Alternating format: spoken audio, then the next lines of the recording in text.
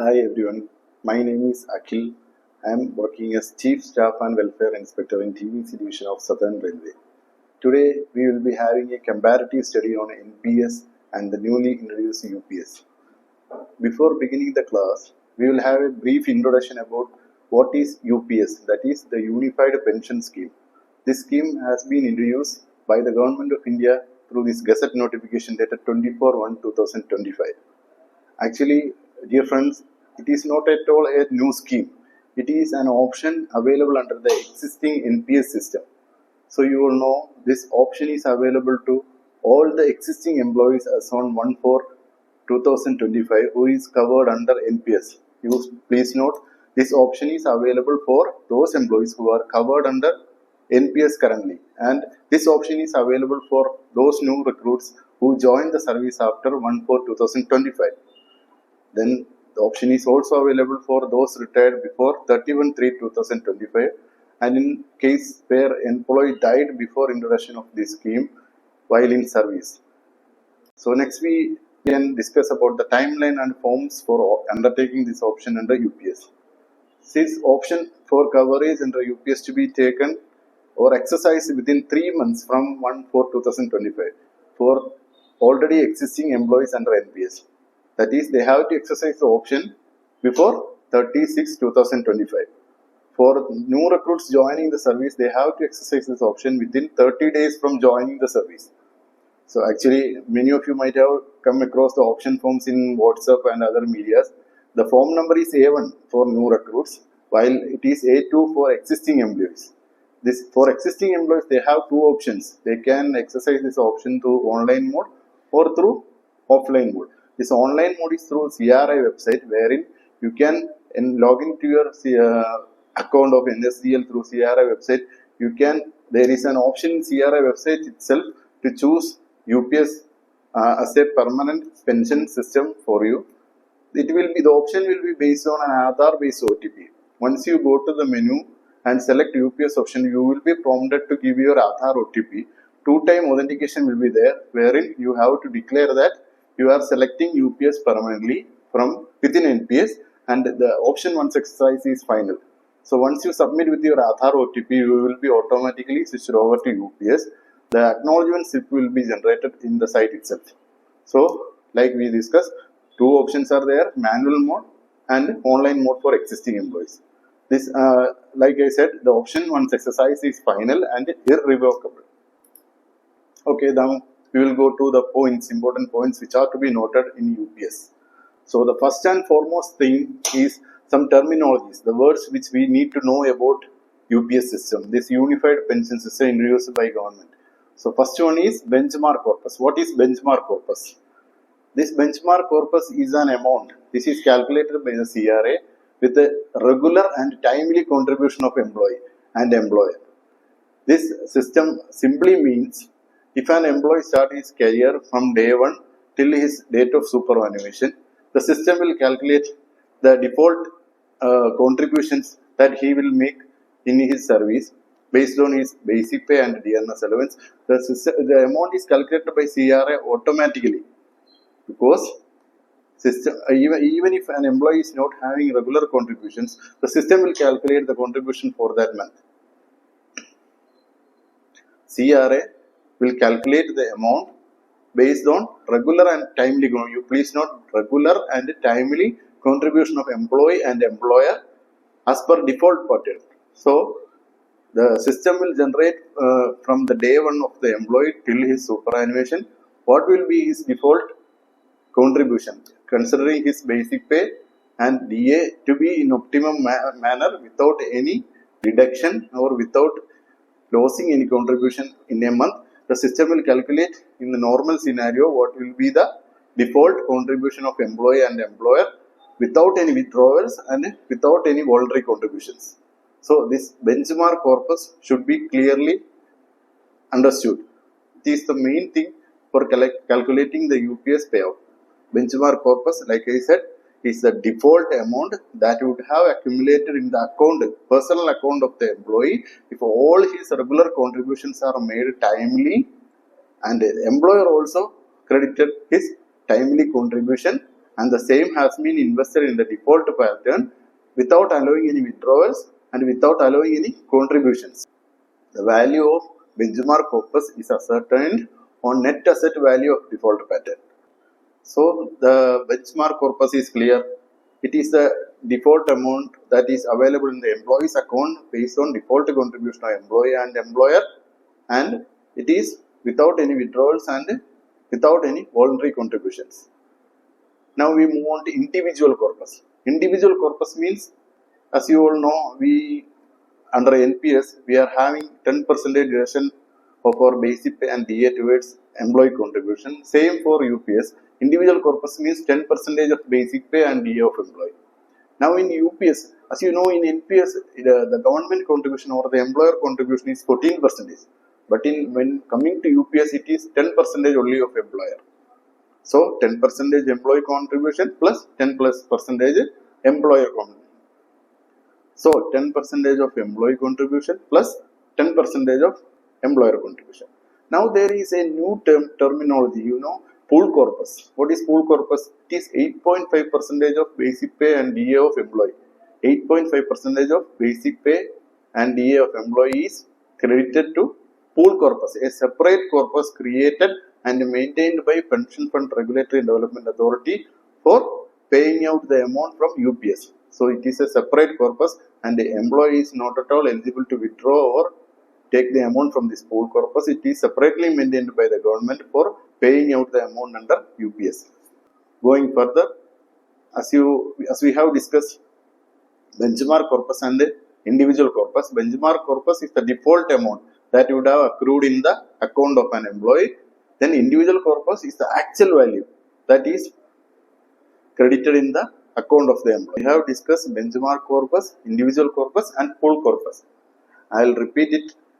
Benchmark corpus is the default value in the account of the employee, which is calculated by the CRA system considering default scheme and considering regular payment by employee and regular contribution by employer without any withdrawals and without any voluntary contributions. So that is clear, benchmark corpus. Then individual corpus is the actual amount in the account of the employee. Actual amount means if we have not credited the amount in a particular month, whether the employee has not credited in a particular month or employer has not credited in a particular month, then that much amount will be less in the individual corpus comparing to benchmark corpus. So individual corpus should match with benchmark corpus in an ideal situation. So ideal situation is described as matching of individual corpus with benchmark corpus. In simple terms, if we speak, it is the system calculated amount of an employee in an ideal situation should match with the actual amount in the individual corpus of the employee. It is determined on the date of superannuation. PFRDA will they are going to provide option under our website, CRA website, so that employee can check whether their IC is matching with the benchmark corpus. If individual corpus amount is not matching with the benchmark corpus amount calculated by CRA system, then there is an option for the employee to replenish the amount at the time of superannuation. So if there is mismatch, if individual contribution amount is less than the benchmark calculated amount, then we have an option that we can credit it back at the time of superannuation so that IC becomes equal to BC. Clear? Now the condition for UPS to cover an employee under UPS, the minimum service condition is 10 years, calculated as 120 months of service. Those who are removed or dismissed or those who resigned from service in the interim, they are not eligible for any payout under UPS. Now we move on to the calculation part. As you know, assured payout, some terminologies are there in UPS. We will clearly describe each one. What is assured payout? Assured payout is nothing but, as you know, you might have come across these things in websites and YouTube and so many gazette notifications are also there. So how do you calculate the assured payout? Assured payout is nothing but it is the calculation based on the average basic pay of last 12 months. That is half of P into Q by 300. It is the formula, simple formula, half of P into Q by 300. What is P? P is the average basic pay of last 12 months. So average basic pay of last 12 months is divided by 2 to and multiplied by qualifying service in months and divided by 300. It is a simple formula. So half of P, half of average basic pay of last 12 months. As you know, in old pension scheme it was average basic pay of 10 months. Now in UPS they have taken 12 months. So half of 12 months average basic pay into qualifying service in ordinary months divided by 300 months. It is the assured payout.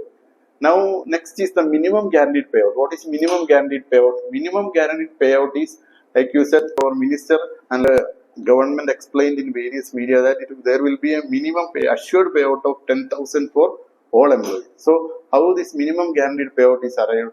It is also a simple formula. Like we have calculated assured payout. It is half of P into Q divided by 300. If this half assured payout we have calculated earlier, if it comes less than 10,000, and condition is that minimum qualifying service should be 10 years. So Q should be greater than or equal to 120 months. If assured payout is less than 10,000 and minimum qualifying service of the employee is 10 years, that is 120 months, then he will get a minimum payout of 10,000. So is it clear? The minimum guaranteed payout is calculated like that. Next we move on to proportionate payout. So assured payout we know, minimum guaranteed payout we know. Then what is proportionate payout? So as we discussed, minimum assured payout is 10,000 for a minimum service of 10 years, that is 120 months. So this minimum payout is for 10 years, that is 120 months of service, and the maximum service taken for UPS calculation is 25 years, that is 300 months. So that the equation 300 by 300 becomes 1. So that we will be eligible for the last basic pay, average of last basic pay for 12 months. Average basic pay of 12 months will be taken out of the assured payout. If the employee is having a service between 10 years and 25 years, then proportionate payout will be paid. Minimum assured payout is eligible only when 10 years, that is 120 months of service is there, and maximum admissible is 300 months. If employee is having a service between 10 years and 25 years, then proportionate payout will be paid to the employee. Moving on to further calculation, this is the most important part, admissible payout. So assured payout we have discussed, then proportionate payout we have discussed. What is admissible payout? So minimum guaranteed payout is there, 10,000 plus DNS leave. This minimum guaranteed payout is also not the final one. Final one is the admissible payout. This admissible payout is calculated based on a simple formula, assured payout multiplied by IC divided by BC multiplied by the factor that is arrived at by deducting the final withdrawal. Admissible payout is calculated by multiplying the assured payout with the IC by BC factor and by reducing the amount of withdrawal percentage. Amount of withdrawal percentage made at the time of superannuation from the corpus. So we will explain it in detail later. So after applying this equation, we will find out admissible payout. Like that, in the formula itself, FW is denoting the final withdrawal. As you all know, final withdrawal is permissible under UPS also. Like in NPS, at the time of NPS retirement or superannuation, what we are eligible is 60% of payout they will give, and 40% is utilized for purchasing annuity, for giving pension for life to the subscriber. So similarly in UPS also, there is option for 60% up to 60% withdrawal from the corpus. So this 1 minus FW percentage, it is denoting the amount percentage of withdrawal made by the subscriber. So assured payout multiplied by IC divided by BC into the percentage of withdrawal made, the balance remaining in the corpus after the final withdrawal. It will give you the admissible payout amount. So earlier we have discussed IC by BC, IC and BC, that is the amount under the personal account, individual corpus of the employee should match with the system calculated benchmark corpus. It is the ideal condition. So when IC is equal to BC, the center portion becomes 1 and admissible payout becomes assured payout into what is left after the withdrawal. If nothing is withdrawn from the account, then admissible payout becomes equal to assured payout. That's all. Now moving on to another benefit available under UPS scheme, that is the lump sum payout. What is lump sum payout? In UPS, a special provision has been made by the government that 1/10 of last basic pay plus DA eligible for the employee will be given for each completed 6 monthly period of service. For example, an employee is having 10 years of service, then how many 6 monthly period will be having? It is 20. So 1 by 10th of basic pay and DA for 20 portions of his service, he will be eligible on retirement. This will be applicable for everyone retiring under UPS scheme. The family payout is 60% of admissible payout of the employee. In old pension scheme, as we know, family pension is paid as 30% of last basic pay of the employee. Here it is 60% of admissible payout of retired employee. So the calculation is somewhat similar only. So one of the most important advantages of UPS is availability of dearness relief for employees. Dearness relief is paid to employees to meet up the inflation in the market. It is given based on wholesale price index. As you friends, you all know, the central government or state governments, they usually declare dearness allowance every 6 months based on inflation in the market. So dearness relief as declared time to time by the government will be applicable on the payout given to employee or his spouse. This is the most important part. We will move on. For each parameter, we will have a comparison with NPS and UPS. The first one is contribution. Like we discussed, in NPS it is 10% self-contribution and 14% employer contribution. While in UPS it is 10% self-contribution plus 10% of employee contribution. Here 14% of employer contribution is not there. So please note 10% of self plus 10% of employer only. This 8.5 pool corpus we have discussed earlier, it is a separate entity and the employee is not having any access to this 8.5 pool corpus. It is separately maintained for giving payout after the retirement of the employee. So 10% plus 10%, 20% is there in UPS and 24% is there in NPS. Now moving on to payout. In NPS, as you all know, 60% is paid out for the employer at the time of superannuation and 14% is retained by PFRDA, which is used for purchase of annuity. From that, every month an amount is paid to the subscriber under NPS. Moving on to UPS, in UPS there is a minimum payout of 10,000 for minimum 120 months, that is 10 years of qualifying service. This minimum payout of 10,000 portion is not there in NPS. It will be, that payout will be based on the what is the amount of 40% annuity we have used for purchase at the time of retirement. Based on that corpus only we will be getting a monthly payout in NPS. But in UPS, we will be having a minimum payout of 10,000 for 10-year minimum service. Then dearness relief part, actually you all know dearness relief is not at all applicable in NPS, but in UPS dearness relief is there. That is the benefit declared by government from time to time based on inflation in the market, and it is admissible on both the employees payout and the family payout. Withdrawal limits during service. Both in NPS and UPS, withdrawal can be done. So there is many misinterpretation of rules, and so many people are saying there is no withdrawal facility in UPS, only withdrawal facility is there in NPS. This is not the case. In both NPS and UPS, withdrawal provision is there. You can withdraw 3 times in your entire service after a minimum service of 3 years. So this withdrawable portion is 25% of self-contribution only. Employer contribution and the interest or accumulated portion in the subscriber's account cannot be withdrawn. Only your self-contribution, 25% of own contribution only can be withdrawn. This facility is there in NPS and UPS. Final withdrawal provision. In NPS, 60% of corpus, that is 60% of amount lying in your account, you can withdraw at the time of superannuation. Balance 40% is for annuity purchase. Similarly, in the UPS also there is withdrawal provision. Here you can choose the option to withdraw 60% or 40% or 20%. This option is there in UPS. At the time of superannuation, like NPS, we can withdraw in UPS also 60% or 40% or 20% based on our requirement.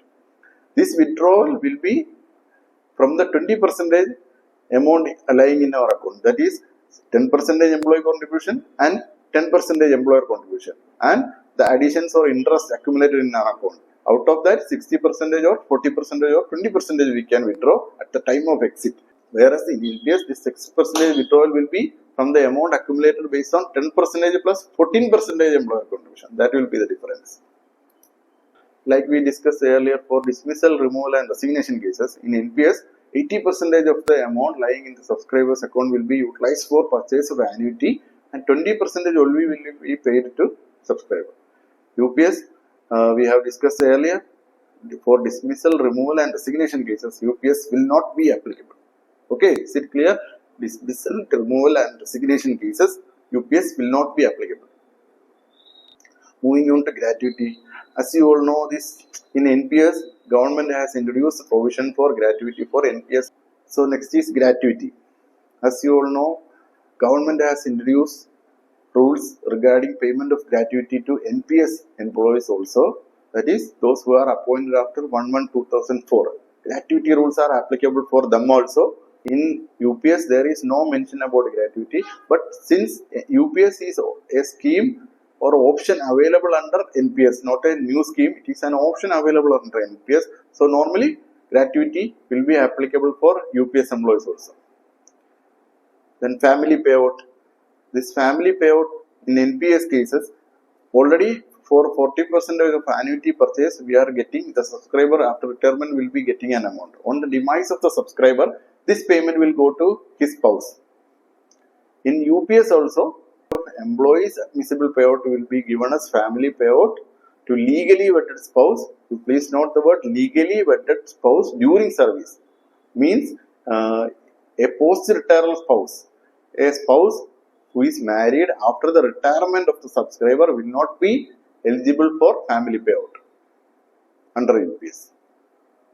Now moving on to voluntary retirement cases. Yes, if you take voluntary retirement, there also 80% of your amount will be taken for annuity purchase and 20% of amount will be paid directly to the subscriber. While in UPS, there is a minimum service condition of 25 years and payout will be started only after the regular superannuation stage. That is the main point. You can take VRS after 25 years of service, but the payout will start only after attaining 60 years of age. So an employee who joined service at the age of 25 years, he can take VRS at the age of 50 years. But the payout will start at the age of 60 years only. That is the clarification given in UPS. Now moving on to family pension after spouse. Family pension after the death of spouse. So as you all know, in the NPS, after the demise of the subscriber, the spouse will get amount from the annuity purchase. After the demise of spouse, the amount will, the 40% amount that was used to purchase the annuity, that amount will go to the nominee or legal heir of the subscriber in NPS. In UPS, in both the Gazette notifications, there is no mention about the payment of balance amount, that is the payment of amount used to give family payout, whether that amount will be paid to the legal heir, that amount will be paid to the nominee, that is not clearly mentioned in the UPS rules.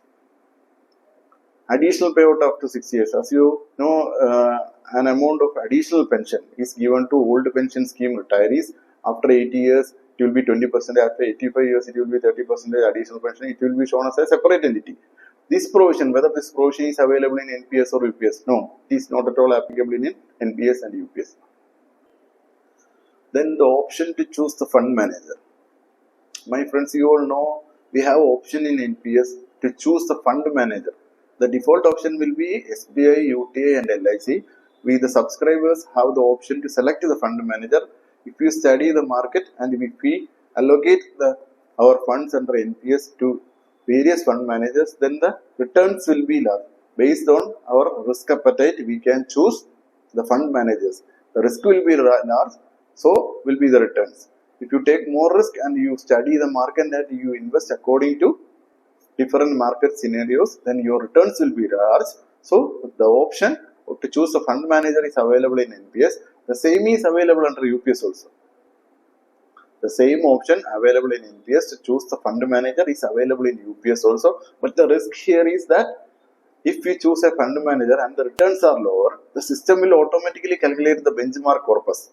So the benchmark corpus should tally with individual corpus. If we choose a fund manager and if our funds go below the benchmark corpus, then IC will not match with benchmark corpus.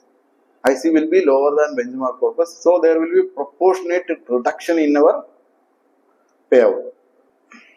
The main point here is that if returns are lower, then IC may reduce, and reduction in IC will result in mismatching between IC and BC. Proportionate reduction will be there in payout also. So you should be careful while selecting your fund managers. You should select fund managers such that your IC should not go below benchmark corpus. So compare a scenario when you invest very logically and you make so many profit from the market, so that your IC will be larger, much larger than your benchmark corpus. Then what will the government do? At the time of superannuation, if your IC is larger than your benchmark corpus, IC is much bigger than the benchmark corpus, then the difference amount, the IC minus BC, that amount will be returned to you directly at the time of superannuation. We discussed earlier that when IC is less than benchmark corpus, there is an option for the employee to replenish the amount at the time of superannuation, so that IC becomes equal to BC to get maximum admissible payout. So when IC is larger than BC, that difference amount will be paid directly to the subscriber at the time of superannuation. Now we can go for a real case study. This is the case study of an employee who joined service on 11/2/2014 and retired on 31/5/2024. So the total service is 123 months. His average basic pay for the previous 12 months is calculated as follows. 11 months it was 24,900 and for 1 month it was 24,200. So the average comes as 24,842. Now the NPS, what was his total corpus? This is an actual case study. So the employee was having a total corpus of 10 lakhs. He was able to withdraw 6 lakhs from his corpus, and balance 4 lakhs was utilized for purchasing annuity for providing pension to him. Now the NPS pension he is receiving every month now is 2,297. This amount is a stable amount he is receiving from NPS pension fund managers. Now we will discuss what would have been the scenario if he had opted for UPS. The first thing is the lump sum amount. He would have got 10% of 24,900 plus 53% DA into total he had 123 months of service. So each 6 monthly period will be 26 monthly period during his 10-year service. 10% of basic pay plus DA into 20 works out to 76,194. This amount he would have got as lump sum amount. Now calculating the payout, it would be like our equation P by 2 into total qualifying service in months divided by 300 into IC by BC. In this case, his IC individual corpus, the amount in his individual corpus tallied with the benchmark corpus. We can assume like that. So the total amount P divided by 2 is average pay divided by 2 into qualifying service 123 months divided by base 300 months into IC by BC. IC means the individual corpus amount and benchmark corpus amount both tallied. So the amount worked out to 5,093. Since here the payout calculated is 5,093, it is lower than 10,000, the assured payout. So he will get a assured payout of 10,000 rupees plus dearness relief. 10,000 plus dearness relief. Now it is 53%. In this case, out of the 10 lakh corpus, the employee withdrawn 60%, that is 6 lakhs. Similar case, if we had gone for withdrawal from UPS also, then we can consider that if 60% withdrawn from UPS corpus, his payout would have been, since 60% is reduced as per our equation, this 60% withdrawal portion should be reduced from the assured payout. So admissible payout would become 10,000 into IC by BC is 1. Then the percentage he had withdrawn should be reduced from the assured payout. So admissible payout works out to 10,000 into 1 into 40%. That is 4,000. He will be getting a payout of 4,000 plus dearness relief. You can see you can very well verify that in NPS he is getting a monthly pension of 2,297. Considering his 60% withdrawal from UPS also, he would have got minimum 4,000 rupees payout plus applicable dearness relief. This dearness relief is 53%. So that amount payout will be much higher than the NBS pension 2297. This is a real case study. Hope you understood it. Moving on to the choice whether to choose NPS or UPS. It is a doubt in the mind of all the employees who are covered under NPS.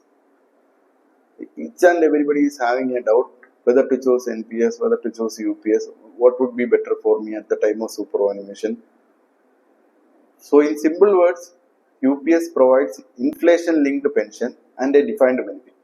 As you all know, there is a minimum payout and there is inflation-linked dearness relief. So UPS gives inflation-linked pension and a defined benefit. What about NPS? NPS offers us flexibility, higher equity exposure and lump sum corpus access. These are the main key points of UPS and NPS. The final decision of the employee depends on his career plans, risk tolerance and retirement priorities. Decision you have to take based on your career plans, whether you need lump sum amount at the time of retirement or whether you are willing to take a risk and you are able to select fund manager so that you can increase your corpus. Then your retirement priorities, whether you need a fixed income based on market fluctuations, market linked pension and defined pension, or whether you need more returns or lump sum amount, depends on each individual choice. And so many calculating options and websites are available nowadays. You can apply the equation of UPS and you can find out what would you get after at the time of superannuation under UPS, and you can also calculate what would be the NPS corpus at the time of retirement, say after 10 years or 20 years. You have to make a choice based on your requirements. Thank you for watching this video. Hope you understood about the UPS scheme in detail and what are the benefits of UPS or NPS and what are the comparative things between UPS and NPS. Thank you for watching this video.